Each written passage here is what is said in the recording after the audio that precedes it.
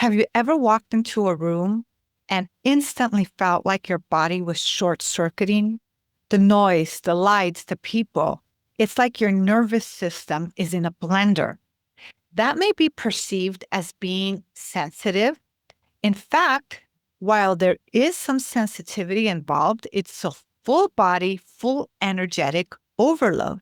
And if you don't know how to handle it, it can drain you for days. And today, we're going to talk about how you can protect your energy in real time, not just later when you're home decompressing and worn out. We're going to bring in some science, soul tools. But before we dive in, if we haven't met yet, I'm Dr. Cindy Urrutia, and I'd like to invite you to subscribe to the channel and grab my free e-guide, Unlocking Your Inner Wisdom. You'll find it linked in the description below. Now, here's what's actually happening when you're energetically overloaded. Your sensory gates, the brain filters that decide what information gets through, are overwhelmed. That's auditory, visual, emotional, and energetic data all hitting you at once. And for some people, especially empaths or highly sensitive personalities, your brain processes more of this input instead of filtering it out. Science calls this low sensory gating. Spiritually, you might know this as being an open channel that has not quite mastered how to have strong boundaries. The result, your body starts producing more cortisol. Your heart rate picks up and your muscles, they tense up. In essence, what's happening here, my doggy's joining us, is that your energy field feels spiky, like everything is coming at you. This is where the tools I'm going to share with you come in. But instead of giving you a boring list of things to do, I'm going to walk you through exactly how to use them in the moment you are feeling overloaded. Here's tool number 1.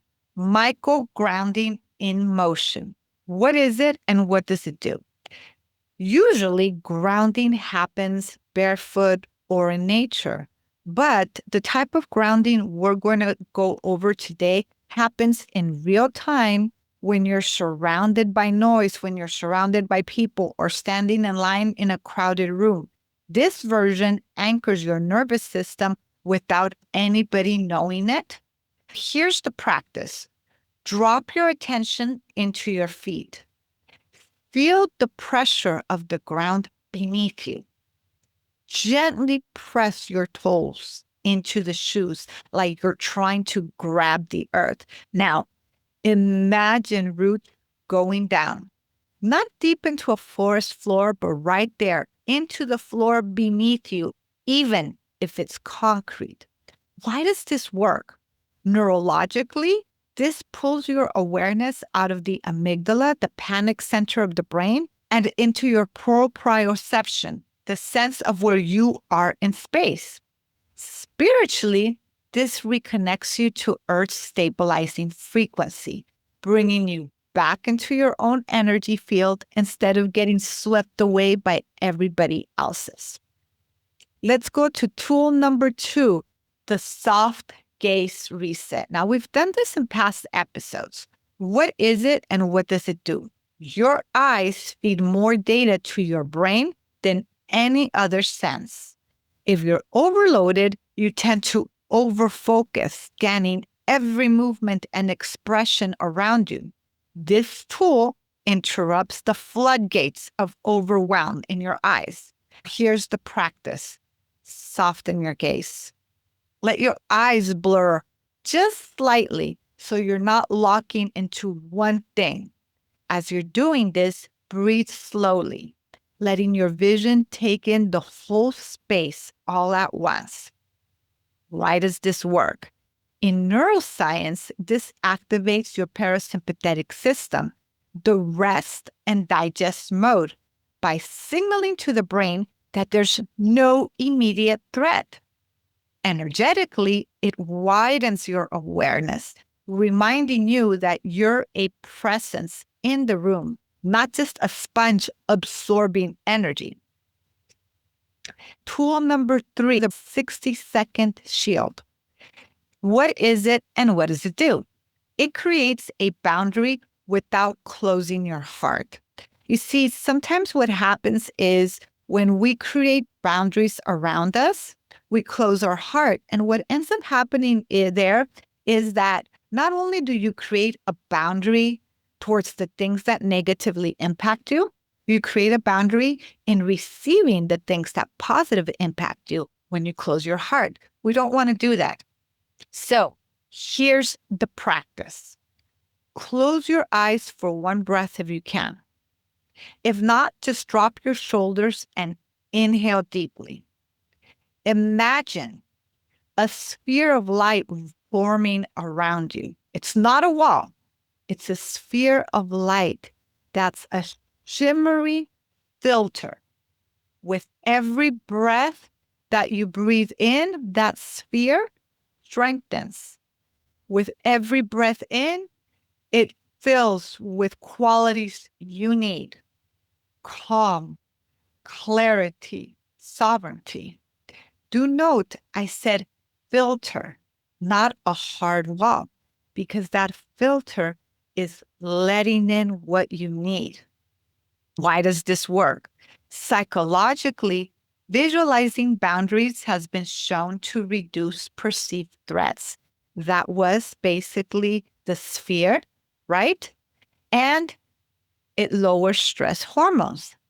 Spiritually, intention plus visualization reshapes your energetic field in real time, giving you both a buffer and a beacon. So what we want to do is we want to buffer out the things we don't want, but we do want to let in the things that we need.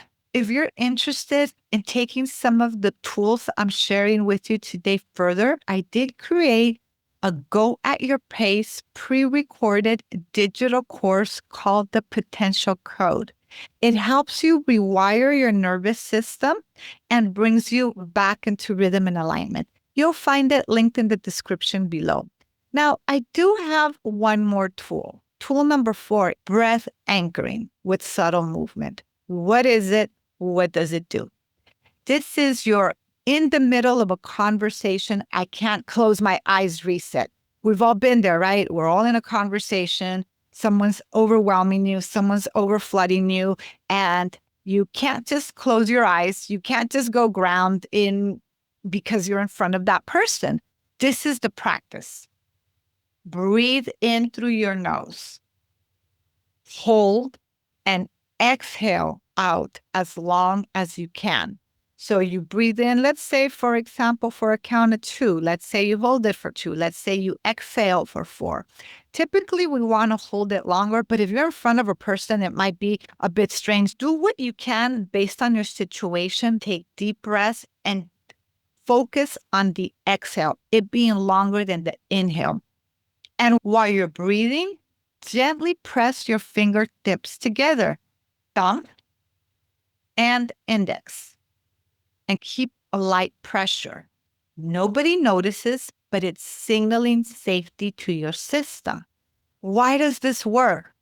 Long exhales activate the vagus nerve, slowing down the heart rate, calming your body, and the fingertip press is a micro anchor, a physical cue to your body that starts associating with calm. These tools can really assist you with energetic overload.